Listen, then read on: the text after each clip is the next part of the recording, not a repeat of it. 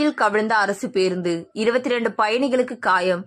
மீட்பு பணியில் ஈடுபட்டிருந்த கிரேன் வாகனம் கவிழ்ந்தது. கிரேன் ஓட்டுநர் நூலிலில் உயிர் தப்பினார். தொடரும் மீட்பு பணிகள். மதுரையில் இருந்து ராமேஸ்வரம் சென்ற அரசு பேருந்து பரமக்குடி அருகே கால்வாயில் கவிழ்ந்து விபத்துக்குள்ளானதில் 22 பயணிகளுக்கு காயம் ஏற்பட்டது. பேருந்தை மீட்கும் பணியில் ஈடுபட்ட கிரேன் வாகனமும் கவிழ்ந்தது. மதுரையில் இருந்து ராமேஸ்வரம் சென்ற அரசு பேருந்துகள் பரமக்குடிக்குள் வந்துதான் செல்ல வேண்டும். இன்று அதிகாலை 1:20 மணிக்கு மதுரையிலிருந்து ராமேஸ்வரம் கிளம்பிய அரசு பேருந்து 3 மணி அளவில் பரமக்குடி வந்தது. பேருந்தை கோபாலகிருஷ்ணன் என்பவர் ஓட்டி வந்தார். பரமக்குடி அருகே தெளிச்சாத்தூர் நல்லூர் என்ற இடத்தில் சென்று கொண்டிருந்த போது கட்டுப்பாட்டை இழந்த பேருந்து வைகை ஆற்றின் வலது பிரதான கால்வாயில் கவிழ்ந்து விபத்துக்குள்ளானது.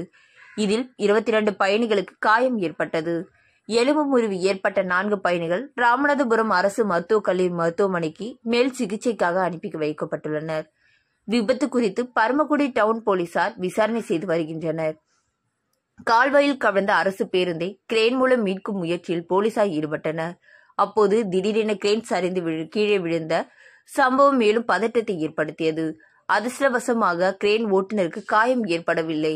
நூலில் உயிர் தப்பினார். அரசு பேருந்து கால்வாயில் கவிழ்ந்து விபத்துக்குள்ளானது குறித்து பரமக்குடி டவுன் போலீசார் விசாரணை செய்து வருகின்றனர்.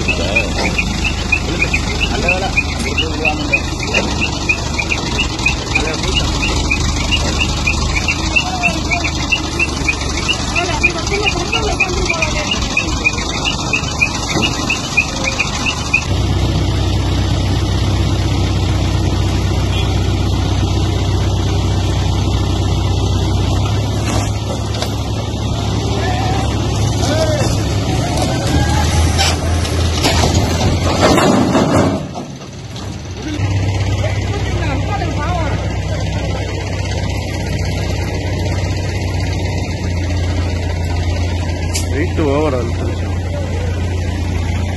Wow.